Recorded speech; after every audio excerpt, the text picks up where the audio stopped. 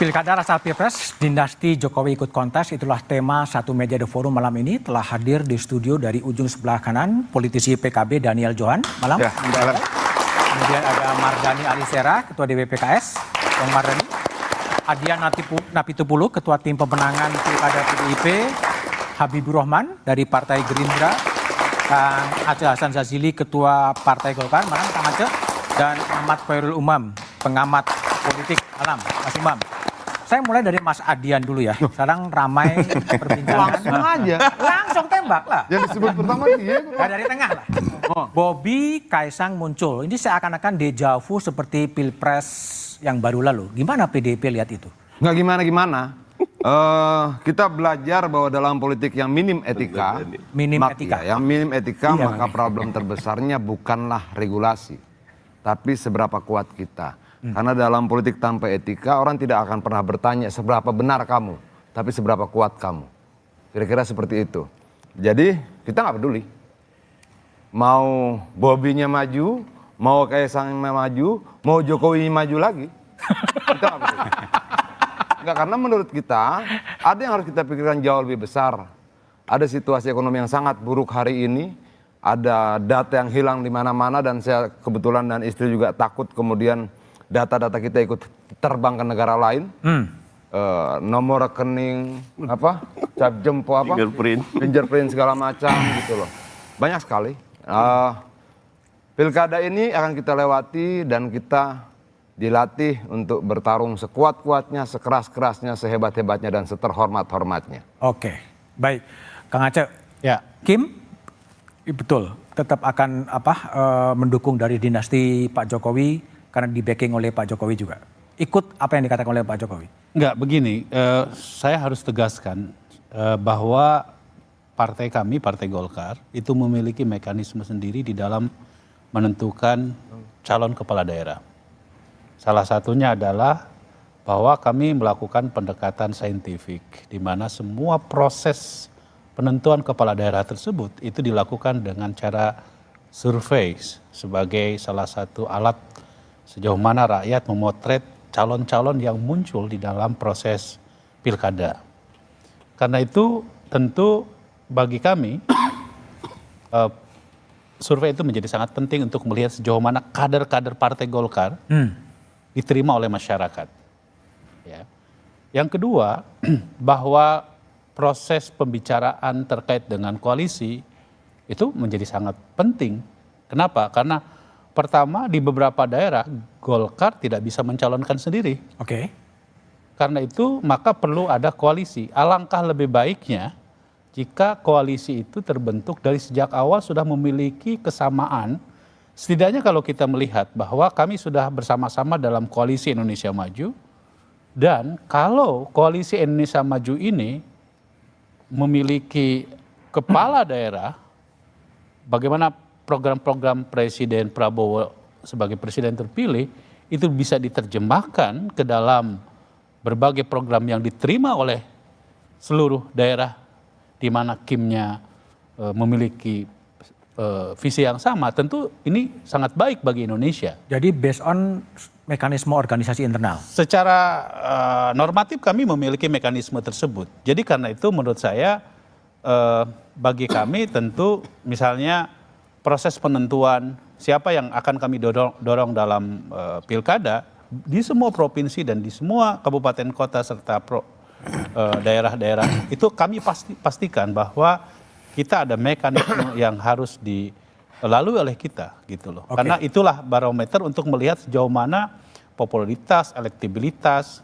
dari setiap calon yang akan kami tentukan nanti. Oke, Bang Mardhani. Ini kan ada tren menarik ya pasca putusan Mahkamah Agung yang revisi soal penetapan calon ke pelantikan. Kalau PKS melihat, apakah memang juga dinasti politik atau marwah dari Pak Jokowi akan menentukan dan bagaimana PKS akan menyikapi tren itu? Surveinya Kompas cukup signifikan tuh ya, 54%. Tapi saya katakan itu angka sekarang. Angka sekarang? Saat 27 November pencoblosan, kan Pak Jokowi bukan presiden lagi. Kecuali mau ada dua matahari kembar. Saya meyakini masyarakat menjadi lebih rasional. pada saat 27 November nanti. Dan karena itu partai-partai betul-betul mestinya lebih banyak memperhatikan kader internalnya. Karena itu juga pertanggungjawaban publik bahwa kaderisasi di partai berjalan dengan baik. Ketimbang nyuwun sewu, nyari anak presiden, anak-anak yang memang Tapi kan punya nilai jual. Kenapa? Punya nilai jual. Iya, tentu kita ingin dalam elektoral ini menang. Masa anak presiden bilang barang dagangan, nilai jual, jangan, ini bahaya nih Kompas. Bukan, faktanya memang Adian, perlu diakui banyak yang mencari batu loncatan seperti itu. Nah karena itu partai politik, saya agak kritik dengan topik kali ini. Jokowi orang biasa kok. Dia menjadi besar kalau partai-partai mengecilkan diri menjadi di bawah Jokowi. Tapi kalau partai adalah institusi besar, tempat kaderisasi yang dipercaya konstitusi untuk membangun negeri, kan sampai hari ini tidak ada yang bisa mengajukan capres-cawapres kecuali partai politik. Nah karena itu jangan salahkan Pak Jokowi, jangan salahkan anaknya Pak Jokowi kalau partainya tidak memberikan kepercayaan kepada kader-kader partai itu sendiri. Oke, baik Bung Habib. Jadi gimana sih kalau dari Gerindra, apakah memang Pak Prabowo juga mendengar posisi Pak Jokowi untuk penentuan calon-calon kepala daerah gitu? Jadi secara naluriah semua partai politik menginginkan kadernya maju. Ya. Kami Partai Gerindra sebisa mungkin kader-kader kami maju sebagai calon kepala daerah. Apabila tidak memungkinkan sebagai calon wakil kepala daerah. Kalau tidak memungkinkan juga setidaknya dari partai yang berkoalisi dengan kami. Itu termasuk Bobi ya? Saat siapapun. Jadi nama-nama yang sekarang beredar tentu ada alasan-alasannya. Karena setiap di pilkada, setiap partai politik memutuskan tentu adalah kita ingin menang. Ya. Ingin calon yang diusung bisa menang. Apakah Bobi, apakah siapa, Kaisang atau siapapun ya. Sepanjang tadi ya, kita hitung satu prioritas yang masuk, ya kan. Kemudian kemungkinan untuk menangnya ada, nggak ada masalah karena Bobi adalah, ya kan, seperti Bobi adalah bahkan sudah kader Partai Gerindra kan. Lalu misalnya Kaisang adalah putranya Pak Jokowi. Lalu waktu pemilu kemarin juga all out memenangkan Pak Prabowo. Jadi kalau situasinya memungkinkan, tidak ada alasan juga menolak Mas Kaisang untuk maju.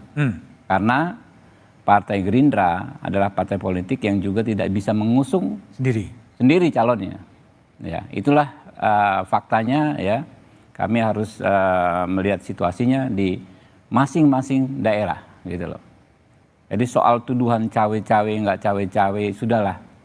Kita capek berdebat, capek berkelahi, kita serahkan kepada rakyat yang akan menjadi hakimnya nanti. Hakimnya nanti pada saat yang akan menentukan. Karena di setiap hal tentu ada dua sisi yang bisa berbeda, dua sudut pandang yang berbeda. Ya, kita habis energi, ya. Lebih baik kita menyiapkan energi kita untuk bertarung secara fair, ya. Siapapun lawan yang akan mungkin muncul, ya silakan saja, ya. Kita lalui prosesnya secara demokratis. Oke, baik, Bung Daniel John, kalau dari politik internal PKB, ini apa yang akan jadi pandu? Apakah tadi based on survei di internal organisasi atau juga Pak Jokowi sendiri arahnya kemana akan ikut gitu? Ya, pertama tentu PKB itu akan terbuka dengan seluruh calon yang ada dan sangat welcome dengan koalisi dengan seluruh partai yang ada. Sehingga ukurannya itu bukan apakah ini Pak Jokowi atau tidak, tetapi kita berdasarkan tahapan-tahapan mekanisme internal yang memang sudah ditetapkan oleh DPP dalam konteks ini dengan Des Pilkada, sehingga pendekatannya memang pendekatan rasional. Ya, tentu pertama kita akan memberikan mengutamakan para kader. Ya. Selama kader kita punya tingkat elektabilitas yang tinggi, kita berharap partai-partai, sahabat partai yang lain itu juga bisa berkoalisi dengan kita dalam rangka untuk mendorong kader. Oke. Nah yang kedua tentu ukuran rasionalnya adalah kita akan lihat hasil survei, persoalan elektabilitas, bagaimana aspirasi dari masyarakat, penolakannya, apakah dukungannya, ya. Semua itu akan menjadi bahan yang penting bagi Des Pilkada untuk menentukan. Oke, Sehingga baik, Don. PKB tidak punya beban. Tidak punya beban. Mas Umam, jadi kalau lihat tadi analisnya Bang Mardhani kan Pak Jokowi itu kan berakhir 20 Oktober. Ya, Pilkada akan dilaksanakan pada 26 November 2020, 27 November 2020. Ada sebulan lah. Apakah memang pengaruh Pak Jokowi setelah sebulan lengser itu masih akan cukup signifikan, tapi analisanya setelah jeda berikut ini aja.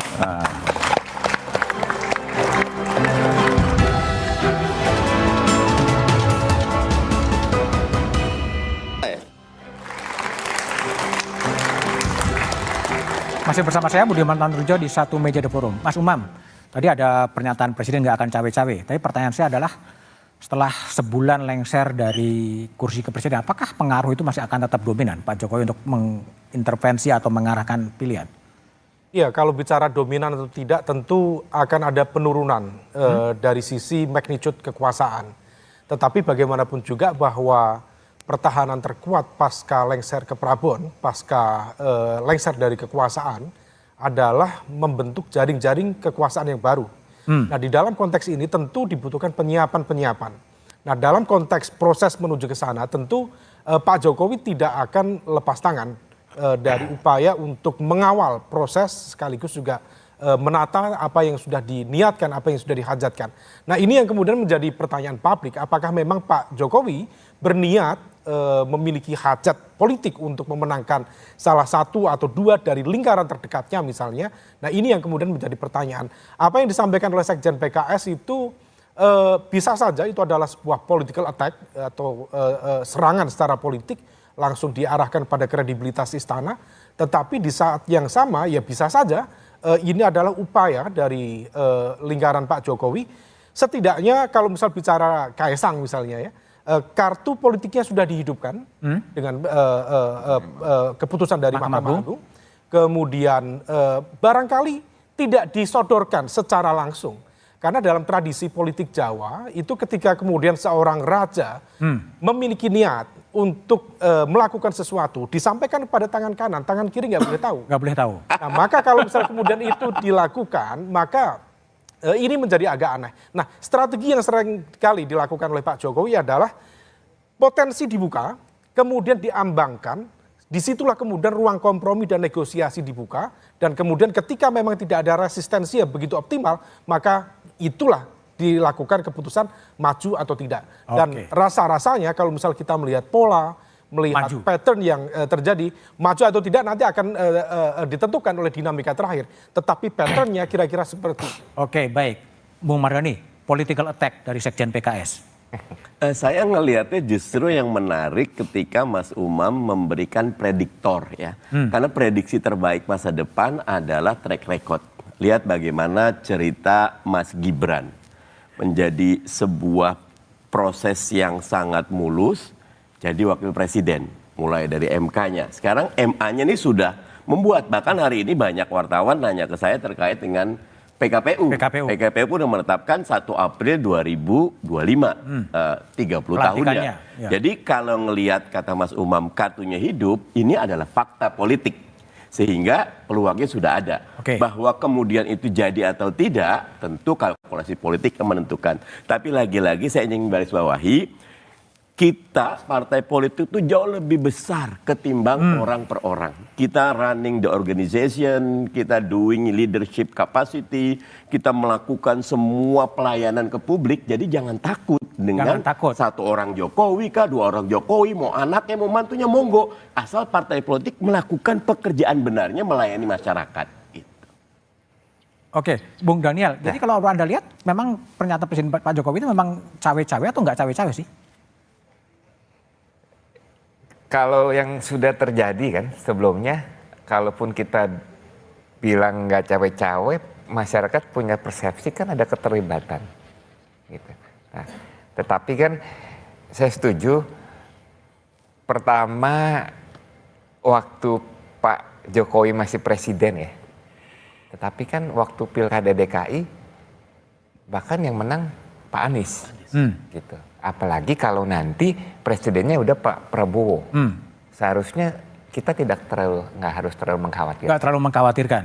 Oke, Bung Adian, kalau Bung Adian lihat, memang track recordnya memang cawe-cawe atau nggak cawe-cawe? Cawe-cawe lah, Cawe-cawe. muter aja cawe-cawe. Tapi saya nggak peduli gitu loh.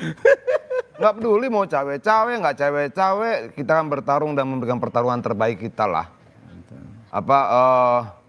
Mau maju Bobi, mau maju Kaisang, mau maju yang lain nggak masalah. Betul yang dibilang. Tapi kan dia nggak, pernyataan persnya kan nggak mengajukan nama, itu urusan partai-partai politik. Sudahlah, berapa kali dia juga ngomong begitu, berikutnya dia sikapnya berbeda dengan kata-katanya. Tapi sudahlah, kita nggak mau menghabiskan usia kita ngomongin Jokowi toh.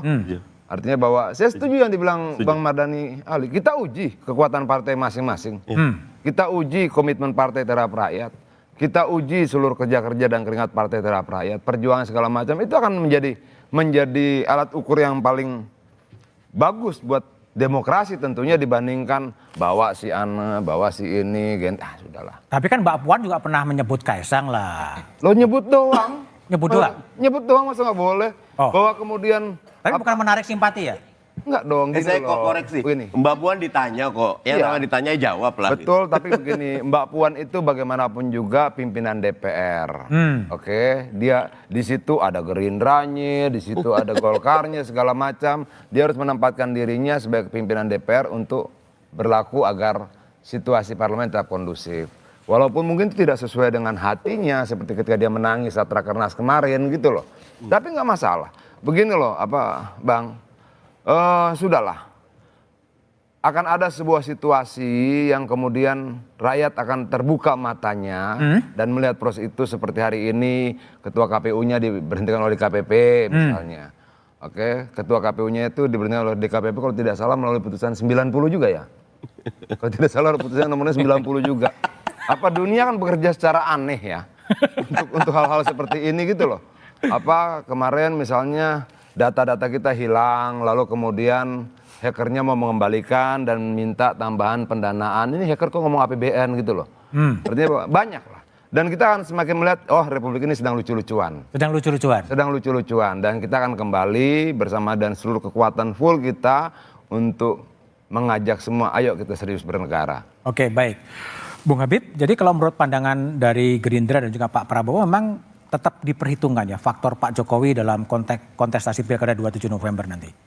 Sejarah membuktikan ya, memberikan pelajaran kepada kita banyak sekali tokoh-tokoh yang diteladani masyarakat karena track record, karena karakter disukai oleh masyarakat. Ya di daerah-daerah ya ada kepala daerah yang sudah tidak menjabat lagi, kemudian anaknya maju. Anaknya kurang begitu dikenal sebetulnya, tapi karena teridentifikasi dan mengidentifikasikan diri sebagai anak si kepala daerah yang berhasil tersebut, sukses. Beliau mendapatkan lonjakan suara. Begitu juga saya melihat Pak Jokowi ini, apabila benar nanti ada keluarganya maju, maka saya yakin banyak kenangan baik ya rakyat terhadap Pak Jokowi ini. Oke. Pak Jokowi karakternya dinilai baik, track recordnya dinilai baik, sehingga tentu ya, apakah banyak ataukah sedikit, kita kan sangat relatif ya. Pasti akan ada pengaruh terhadap orang yang di-endorse. Itulah bagaimana masyarakat kita mengapresiasi pemimpin yang pernah bekerja dan memberikan kepuasan terhadap mereka. Oke, baik. Kalau Golkar gimana, Kang Aceh? Iya, kita harus akui survei Kompas sendiri kan menyatakan bahwa tingkat 54. kepuasan publik terhadap kinerja Presiden Jokowi di akhir masa jabatannya itu menunjukkan kepuasan yang sangat tinggi. Dan saya kira dalam berbagai teori ilmu politik ya, kerap kali bahwa second term itu biasanya tingkat kepuasan publik itu rendah. Tetapi justru di era kepemimpinan Presiden Jokowi yang kedua ya, beliau masyarakat sangat puas dengan kinerjanya. Pertama itu. Yang kedua, kita tidak bisa memungkiri juga adanya Jokowi efek. Ya, dan saya kira itu tidak bisa kita tutup mata. Karena realitasnya apa yang terjadi dalam konteks Pilpres yang kemarin pun ya, ketika Pak Prabowo menyampaikan kampanye tentang kontinuitas keberlanjutan itu ternyata memiliki efek yang Luar sangat biasa. positif terhadap kemenangan Pak Prabowo. Nah, karena itu, tetapi saya tidak ingin mengkaitkan ini dengan pilkada. Hanya Artinya kita Golkar harus, akan mempertimbangkan betul masukan Jokowi untuk pilkada. Pak Jokowi punya jasa terhadap bangsa ini.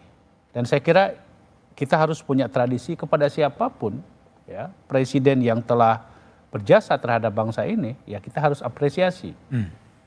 Karena itu, tetapi jangan pula misalnya, saya setuju, saya kira semangat teman-teman tadi juga disampaikan.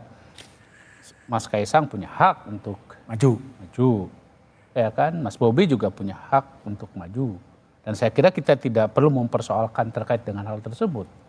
Nah, soal partai-partai memberikan satu apresiasi atau memberikan satu tempat terhadap Presiden Jokowi, tentu saya kira fatsunnya, apalagi kita saat ini masih menjadi partai pendukung Presiden Jokowi, tentu kami harus mendengar apa yang menjadi masukannya beliau, karena bagaimanapun di bawah kepemimpinan beliau selama 2 periode, ya publik bisa menilai terhadap kinerja beliau gitu.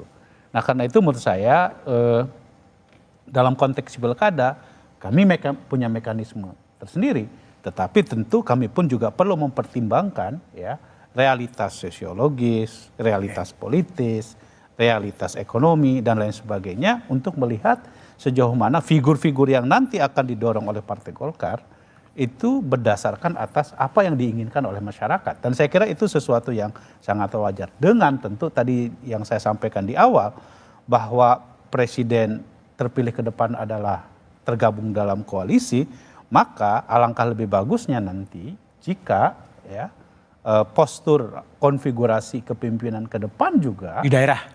memiliki kesamaan. Oke. Gitu. Jadi Dan saya kira Kim itu akan sesuatu turun yang ke daerah ya sebenarnya kan. Oke, jadi bagaimana sebenarnya pertarungan di 27 November antara Koalisi Indonesia Maju dan partai yang di PDI Perjuangan gitu, setelah jeda berikut ini.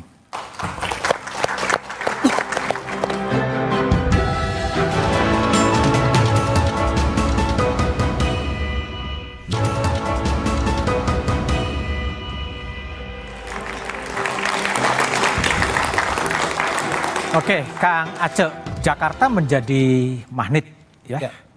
Golkar endorse jadi sebetulnya ke siapa? Ke Kang Emil dengan Kaisang atau gimana?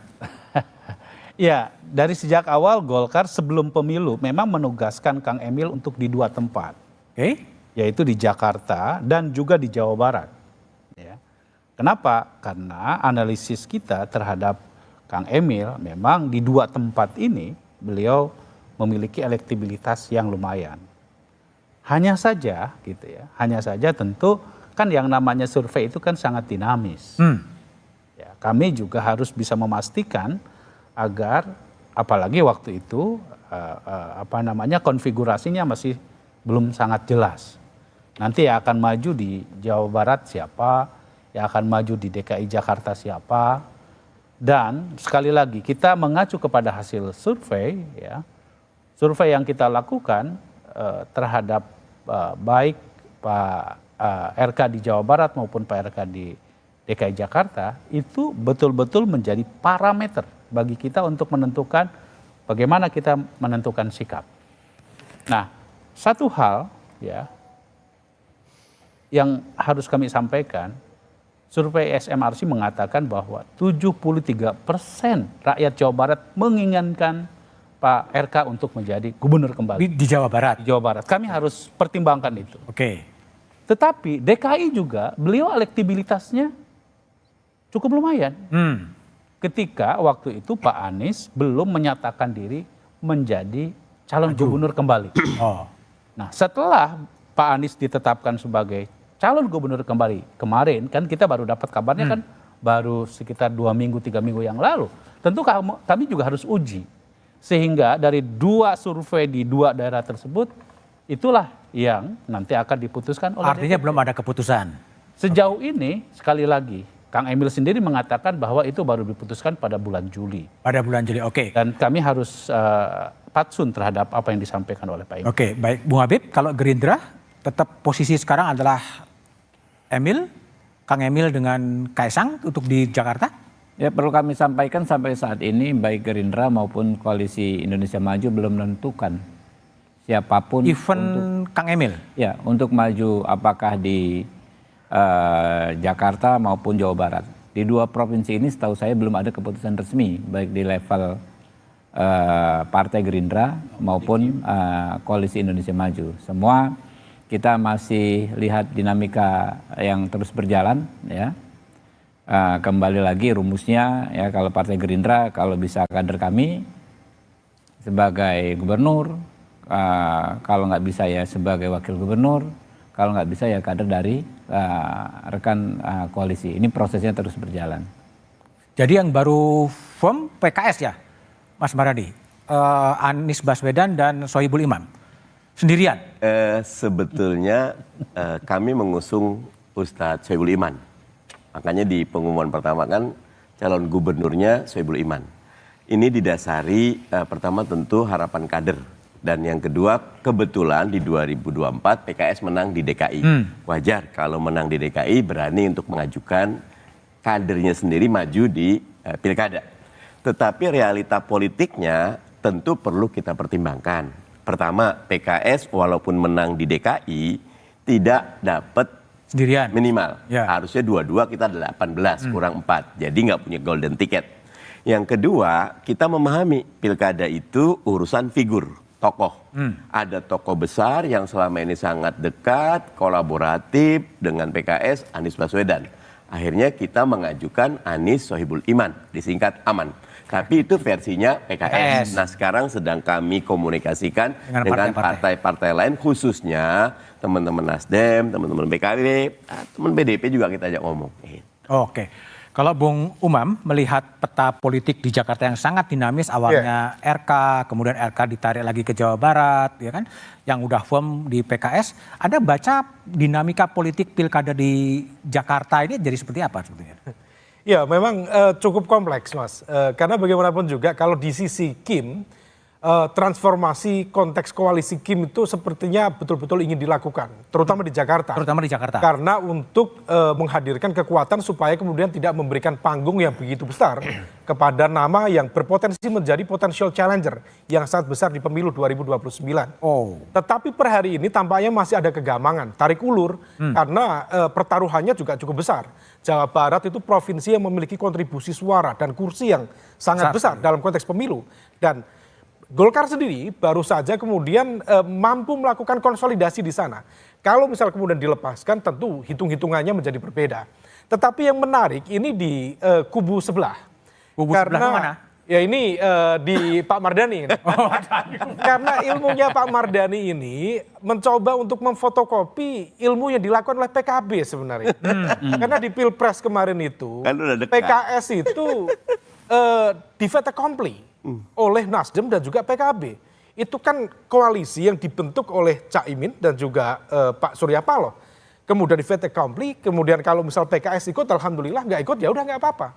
Nah sekarang yang dilakukan PKS adalah mencoba untuk menggunakan jurus yang sama kepada PKB.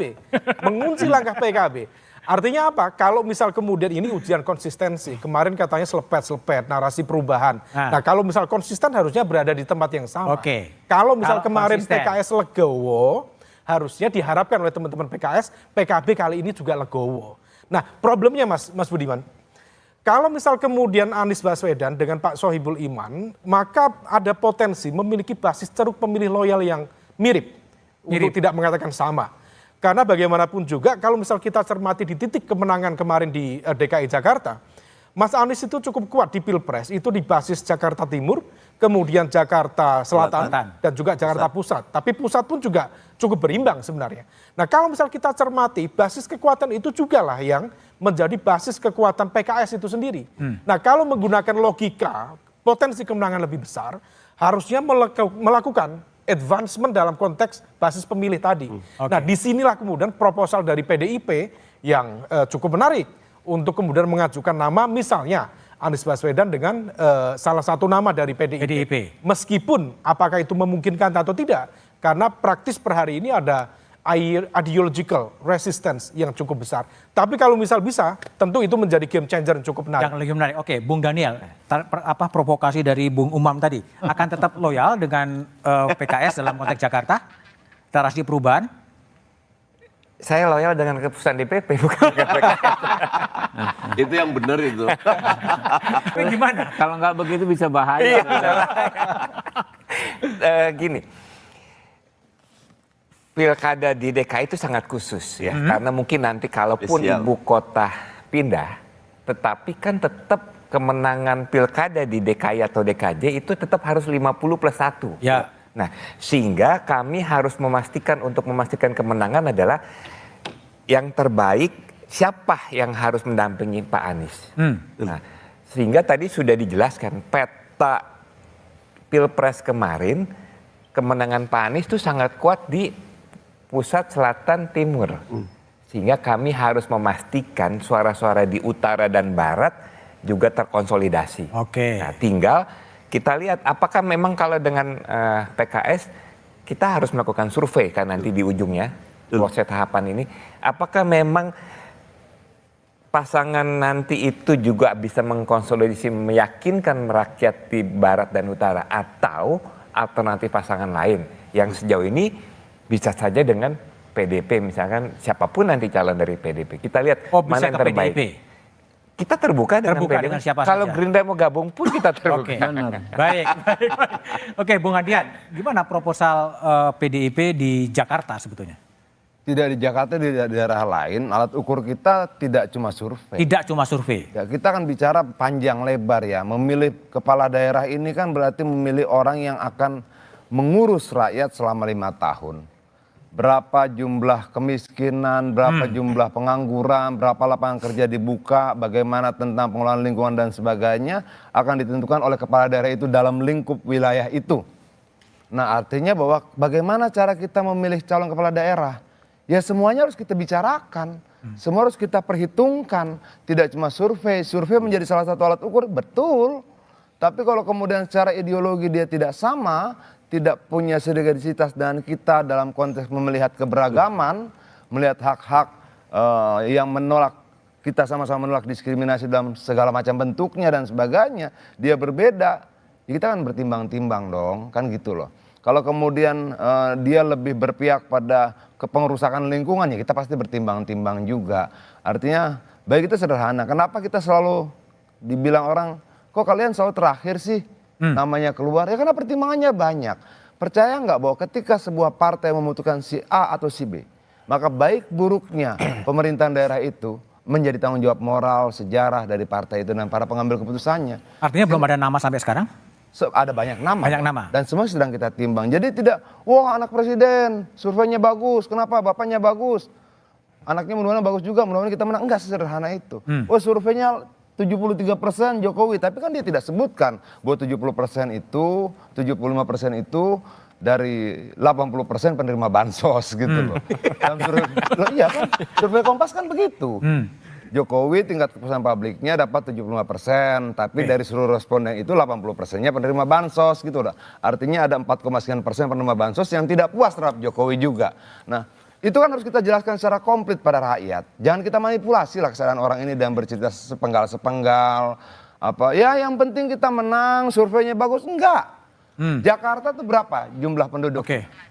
Berapa juta? Nah, sekian juta itu yang kita pertaruhkan dalam pemilihan-pilihan orang itu. Oke, baik. Kita sudah timbang-timbang matang-matang aja bisa salah. Apalagi kemudian sekedar pilih gitu loh. Bukan begitu Bang Mardhani? Iya. Oke, Bung Habib, kalau Gerindra yang dari perspektif Pak Prabowo betapa strategiknya sebenarnya posisi gubernur Jakarta nanti ketika ibu kota itu akan pindah sebetulnya. Dan siapa orang yang pas dari untuk memimpin Jakarta? Ya, Jakarta ini daerah yang unik ya. Gerindra adalah satu-satunya partai yang bisa 2 kali menang dalam situasi yang ekstrim to ekstrim. Jadi 2012 kami bersama PDI Perjuangan ya bisa memenangkan Pak Jokowi dan Pak Ahok. 2017 kami bisa memenangkan bersama Pak Anies. Jadi pemilih di Jakarta ini sangat rasional. Lebih sulit ya untuk dimanipulasi dengan insinuasi, dengan penggiringan opini dan lain sebagainya. Nah karena itu memang kita harus mencari calon yang terbaik di sini. Ya, dan ini memang provinsi yang sangat penting menurut saya karena pusat informasi, ya, pusat bisnis dan lain sebagainya. Penting bukan hanya untuk warga di Jakarta sendiri karena juga ada efeknya untuk daerah-daerah yang lain. Karena itu ya kami memang menjadikan Jakarta sebagai salah satu provinsi yang memang sebisa mungkin kita harus menang. Harus ya, menang. Harus menang dan kalau bisa insya Allah ini adalah hat-trick. Hat-trick bagi Gerindra. Ketiga kalinya bagi kami memenangkan pilkada di Jakarta ini. Oke, baik. Tapi pertanyaan adalah bagaimana menjamin agar pelaksanaan pilkada 27 November 2024 nanti bebas dari intervensi dan betul-betul netral dari aparatur sipil negara. Kita bahas setelah jeda berikut ini.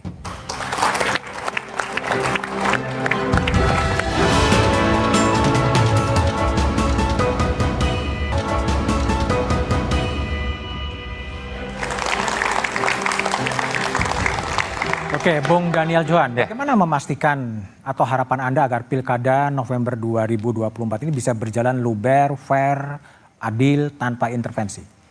Ya pertama ini kan bagian dari komitmen kita melaksanakan undang-undang. Ya.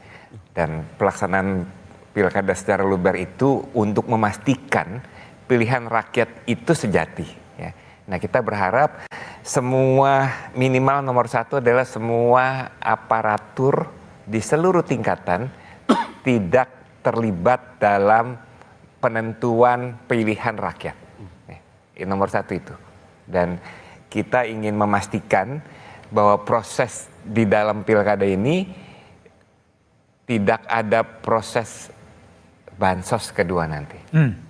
Dua hal itu penting. Memang nggak ada. Ya, ya nggak ada. Kita pastikan itu karena di ujung kan bansos juga hal yang dadakan. Oke. Kita masih ada sekian Bung bulan. Mardhani, harapan dari Anda apa di pilkada itu? Apakah sama dengan Bung Daniel tadi? Gak ada bansos?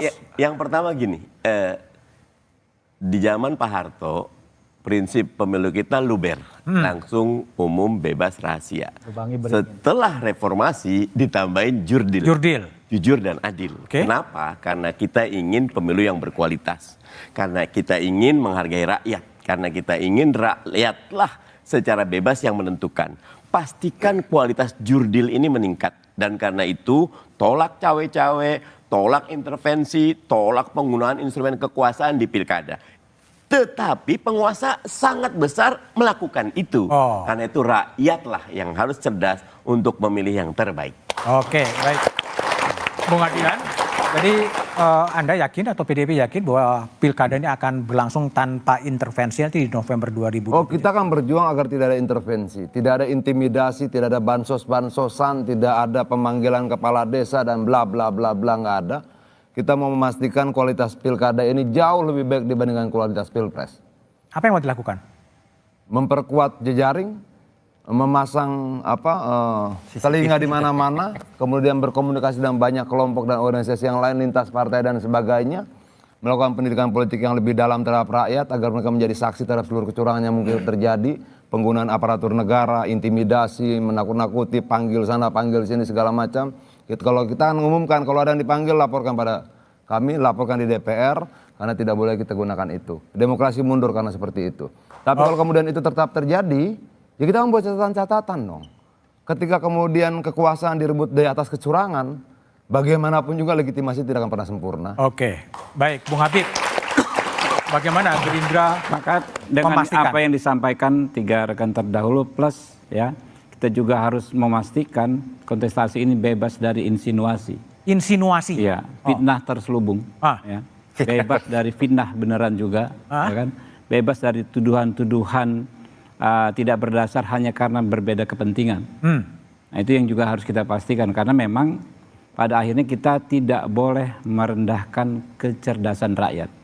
Kita tidak boleh membuat narasi tuduhan tanpa bukti karena rakyatlah yang akan menilai.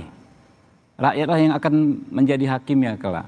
Apalagi Jakarta, saya yakin masyarakatnya yang sangat rasional. Saya dan Pak Mardhani di dapil yang sama, kami tahu Pak. Di dapil kami ini 2 periode kemarin tidak pernah ada incumbent. Ya. Karena masyarakatnya sangat kritis. Kita ya sudah kerja setengah mati, begitu datang pemilu tetap aja ditanya oleh rakyat. Kenapa kemarin kemana aja Pak Dewan? Ya. Artinya memang ekspektasi rakyat terhadap kekuasaan begitu tinggi. Dan setiap kekuasaan yang tidak bisa memuaskan rakyat pasti akan dievaluasi. Nah, kami yakin ya rakyat di Jakarta ya juga Dan daerah seperti lain. itu ya tidak akan bisa diintervensi oleh pihak manapun.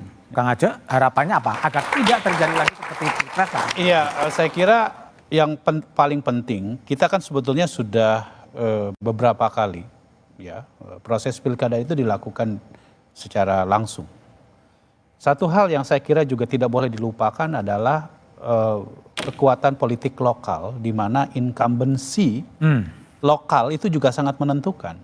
Karena itu bagaimana menjaga agar pilkada ini jangan diintervensi oleh kekuatan petahana lokal dengan memobilisasi kekuatan ASN atau mobilisasi kekuatan kepala desa. Karena hakikatnya pilkada itu adalah yang memilih pemimpin daerah. Gitu. Karena itu saya sangat percaya bahwa masyarakat kita memiliki satu cara sendiri di dalam memilih siapa calon pemimpinnya di daerah, dan saya percaya bahwa masyarakat akan sangat cerdas untuk memilih Sangat cerdas. mana yang Oke, terbaik. Mas Umam, betul nggak masyarakat itu cerdas, betul-betul cerdas dalam memilih pemimpinnya sebetulnya? Masyarakat cerdas itu adalah sebuah harapan. Harapan, Di lapangan kita temukan tidak demikian. tidak demikian. Artinya tingkat permissiveness masyarakat terhadap praktik-praktik politik transaksional itu sudah menjadi mafhum nas. Semua orang sudah tahu dan terkonfirmasi di berbagai kesempatan. Oleh karena itu, apa yang bisa dilakukan? Ya, ini ada dua hal. Ada panggung depan, panggung belakang. Di panggung depan secara teori, tentu jaringan masyarakat sipil, media bergerak, kemudian semua aparat juga kita harapkan tidak melakukan penyalahgunaan kekuasaan dan lain sebagainya. Tetapi juga sama di panggung belakang, yang bisa kita lakukan adalah wake up call secara moral politik. Jadi menjadi moral call yang betul-betul kemudian bisa didengar oleh para elit. Karena per hari ini tampaknya ada semacam upaya untuk menghadirkan shortcut dalam konteks mencapai kekuasaan. Shortcut Dan- apa? Ya, shortcut dalam konteks yang misalnya tadi ada beberapa nama misalnya ya, yang kemudian dianggap memiliki lingkaran berada dalam bagian dari lingkaran kekuasaan yang di dalamnya memiliki berbagai jenis kesaktian. Kesaktian dalam konteks pertarungan jarak dekat atau pertarungan jarak jauh. Jarak dekat mampu mengkonsolidasi basis kekuatan politik partai, tapi juga memiliki kekuatan jarak jauh. Oke. Bisa menghadirkan kekuatan energi yang bisa menghantam dari jauh. Tidak terlihat dan lain sebagainya. jarak jauh mulu. Nah, contohnya apa? Saya pikir tadi Bang Adian bisa menjelaskan dengan baik. Tapi yakin ya bahwa itu akan, harapannya memang tidak akan lagi terjadi intervensi seperti yang dulu. Ada orientasi mungkin yang berbeda. salah satu Ada bentuk orientasi. insinuasi ya. Ada Nah, orientasi ini pelaku di mana insinuasi nih. partai-partai itu cenderung dalam satu sisi mission Biarkan oriented itu rakyat oke. nanti menghukum dia. Mission oriented itu betul. Oke. Itu Yang betul. menentukan Dan pilihan. itu bisa dilakukan. Tetapi di saat yang sama kemudian ada orientasi nilai, karakter, kemudian tadi bahasa yang sangat tinggi, kehormatan. Meskipun juga dibalut dengan segala jenis kepentingan. Tetapi di level ini ya yang bisa dilakukan wake up call secara moral. Apakah itu bisa didengar atau tidak? Ya ini bagian dari sebuah Wake up call permainan. terhadap insinuasi yang brutal. Oke, wake up call terhadap insinuasi brutal. Oke, thank you Mas Umam, Mas Aceh, Habib dan Bung Ganda dan Mardani dan Adian. Pengamat. Pilkada serentak 27 November 2024 menjadi pertaruhan hajatan demokrasi. Belajar dari pemilu 2024, publik menaruh harapan besar agar pilkada betul-betul bisa mengembalikan esensi demokrasi sebagai kedaulatan rakyat tanpa intervensi kekuatan politik ataupun kekuatan kapital. Demikian Satu Meja The Forum malam ini, sampai jumpa pekan depan. Selamat malam dan terima kasih.